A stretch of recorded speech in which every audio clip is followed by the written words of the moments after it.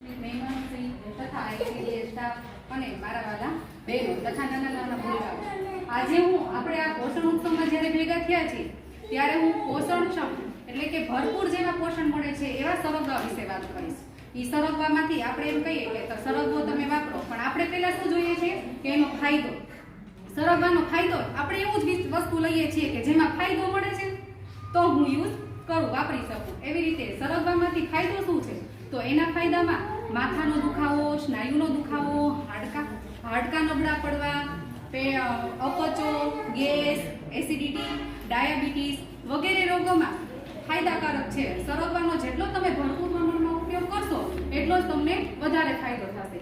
એમાં એના ગુણધર્મો, તો ગુણધર્મમાં છે કે એમાં એસિડ, એમિનો એસિડ, લોહ તત્વ, આયર્ન, પછી પોટેશિયમ, કેલ્શિયમ બધું ભરપૂર માત્રામાં સરગવામાં પડેલું છે. પણ જો આપણે સરગવો રોજ, આપણે એમ કહી શકીએ કે હું સરગવો રોજ આપણે સરગવાની કઢી તો કઈ બનાવવાના નથી, તો કેવી રીતે વાપરો? સરગવાની કઢી, શાક આપણે રોજ તો કઈ બનાવી શકવાના નથી.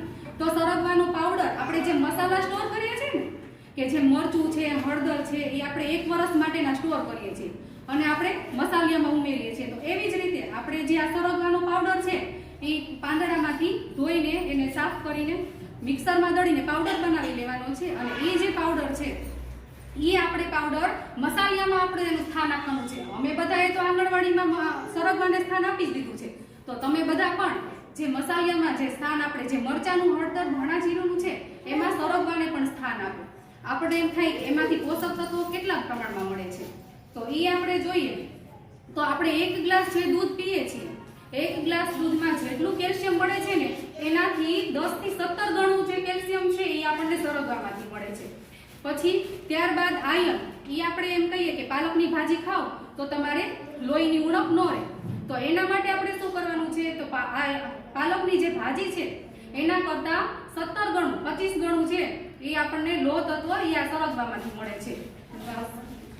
ત્યારબાદ પોટેશિયમ છે, આપણને એમ થાય કે આપણે પોટેશિયમની ઉણપ છે તો એ આપણે જે 1 કેળામાંથી જેટલું પોટેશિયમ મળે છે એટલું 150 ગણું પોટેશિયમ છે એ તમને આ સરગવામાંથી મળે છે. બાળકોથી લઈને વૃદ્ધો સુધી કોઈ પણ વ્યક્તિ આ સરગવાનું સેવન કરશે તો એ ખૂબ જ ફાયદાકારક છે. ત્યારબાદ આપણે બીજી કેવી રીતે એનો ઉપયોગ કરી શકીએ? તો રોટલી છે, ભાખરી છે, દાળ છે, ભાત છે, છાશનો મસાલો છે, સૂપ છે, બધામાં આપણે 1 ચમચી પાવડર ઉમેર, કોઈ પણ વસ્તુ આપણે વાનગી બનાવીએ છીએ 1 ચમચી આપણે જે પાવડર ઉમેરીએ તો આપણી સ્વાદ છે સરગવાનો એ પણ જળવાઈ રહેશે. સ્વાદની સાથે સાથે કોઈને ખબર પણ નહીં પડે કે આમાં સરગવાનો પાવડર નાખેલો છે, એટલે એને તંદુરસ્તી પણ જળવાઈ રહેશે અને સાથે સાથે એનો સ્વાદ પણ જળવાઈ રહેશે. એ ઉપરાંત હું કહીશ કે જે સરગવાનું છે એ સવારે આપણે ઉઠીને નળા કોઠે 1 ચમચી પાવડર હુંફાળા પાણીમાં પીશો તો એ પણ ખૂબ જ ફાયદાકારક છે. વધુ ન કહેતા વાત મારે કેવી આજ સરગવાની રૂડી જાય, વાત મારે કેવી આજ સરગવાની રૂડી જાય, પોષક તત્વોથી છે ભરપૂર, શરીરમાં લાવે તંદુરસ્તી ભરપૂર, પોષક તત્વોથી છે ભરપૂર, શરીરમાં લાવે તંદુરસ્તી ભરપૂર.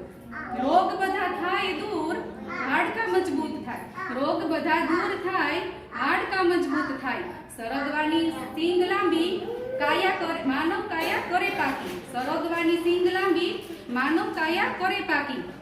દૂધ કેળું ન ખાવ તો સરગવાની સિંગ ખાઓ, દૂધ કેળું ન ખાવ તો સરગવાની સિંગ કરો, પોષક તત્વોથી છે ભરપૂર, કઢી દાળમાં લાવે પૂર, પોષક તત્વોથી ભરપૂર, કઢી દાળમાં લાવે પૂર.